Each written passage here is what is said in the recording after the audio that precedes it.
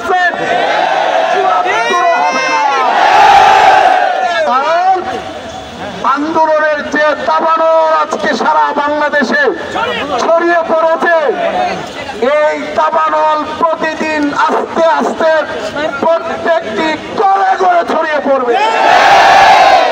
সুতরাং যত দ্রুত প্রজ্ঞাপন দিবেন তত দ্রুত আপনাদের মঙ্গল হবে, আমাদের মঙ্গল হবে।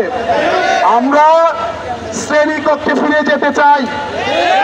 আমরা নিউজে দেখেছি আমাদের মাননীয় প্রধান উপদেষ্টা মহোদয় তিনি দেশে এসেছেন। আমরা আশা করি তিনি যেহেতু দেশে ফিরেছেন, খুব অল্প সময়ের মধ্যে আমাদের বিষয়টি একটি সুরাহা হবে ইনশাআল্লাহ। আমাদের বিশ্ববিদ্যালয় টিচার্স ফোরামের আহ্বায়কের নেতৃত্বে বিশ্ববিদ্যালয়ের একটি প্রতিনিধি দল আমাদের এখানে অল্পক্ষণের মধ্যে উপস্থিত হবেন। ওনারা হয়েছেন, ওনারা এখানে আমাদের এই দাবির প্রতি সংহতি প্রকাশ করে বক্তব্য রাখবেন।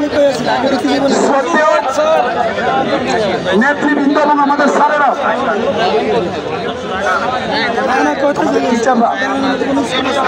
তো আমরা আমাদের শ্রদ্ধেয় টিচাররা যারা আসবেন তাদের বক্তব্য আমরা শুনবো।